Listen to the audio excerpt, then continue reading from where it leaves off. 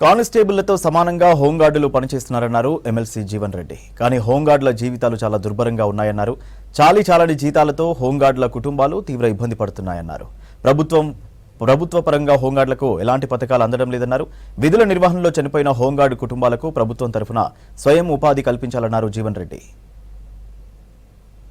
శాంతి భద్రతల పర్యవేక్షణలో police department శాఖకు క్షేత్రస్థాయిలో పనిచేసేది హోంగార్డ్స్ అని చెప్పక తప్పదు అధ్యక్ష.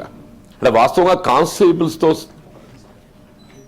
సమానంగా విధులు నిర్వర్తించే వాళ్ళు హోంగార్డ్స్ అధ్యక్ష. కానీ వాళ్ళ వేత భత్యాల విషయంలో కానీ లేక సర్వీస్ ఏమైనా నిబంధనలు అవకాశాలు ఉన్న అటువంటి ఒక పరిస్థితే కానీ ఇవి కూడా లేకపోవడంతో ఆ కుటుంబాలు వాళ్ళు అనేక ఇబ్బందులు ఎదుర్కొంటున్నారని చెప్పక తప్పదు అధ్యక్ష. ఇప్పుడు అది ఆ తాత్కాలిక ఉద్యోగమైనా కానీ ఆ తాత్కాలిక ఉద్యోగమైనా కానీ వాళ్ళ స్థానంలో విధుల నిర్వహణలో ఎవరైనా చనిపోయినట్టయితే ఇన్ సర్వీస్ చనిపోయినట్టయితే వాళ్ళ స్థానంలో ఏదైతుందో కంపల్సరీ అపాయింట్ వాళ్ళ కుటుంబ సభ్యులు కల్పించినట్టయితే కొంత వెసులుబాటు ఉంటుంది అధ్యక్ష. And they have no retirement benefits.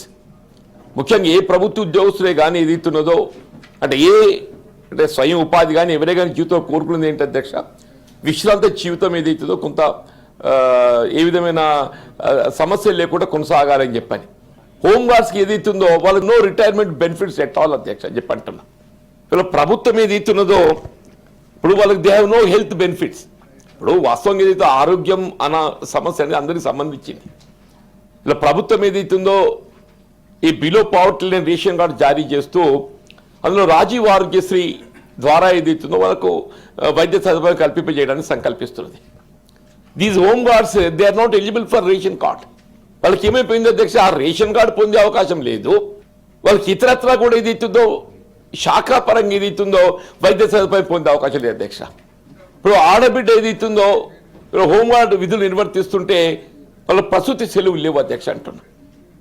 వాళ్ళు కనీసం ఏదైతుందో ప్రసూతి సెలవులు కూడా కల్పించలేకపోవడం ఏదైతుందో ఇది చాలా నిజం కూడా బాధాకరమైన విషయం అధ్యక్ష. వాళ్ళకి ప్రసూతి సెలవులే కానీ మెడికల్ ఫెసిలిటీస్ కల్పించడమే కానీ రేషన్ కార్డ్సే కానీ కంపల్సరీ అపాయింట్మెంటే కానీ రిటైర్మెంట్ బెనిఫిట్సే కానీ ఈ ఆర్డర్లీ డ్యూటీస్ తొలగించేది వాళ్ళ స్థానికత ఎక్కడుంటే అక్కడికి ఏదైతుందో వాళ్ళ బదిలీ చేసే విధంగా మరి ఉత్తర్వులు జారీ చేస్తే బాగుంటుంది అధ్యక్ష. కానిస్టేబుల్స్ రిక్రూట్మెంట్లో కూడా ఏదైతున్నదో at least minimum 25% of the weightage ఏదైతుందో ఒక ఈ హోంగార్డ్గా పనిచేసినటువంటి వారికి కానిస్టేబుల్ రిక్రూట్మెంట్లో ఒక 25% గట్ట కేటాయింపు చేసినట్టయితే వాళ్ళు కొంత ప్రోత్సాహం ఇచ్చినటువంటి ఒక అవకాశం ఉంటుందని ఒక భావన.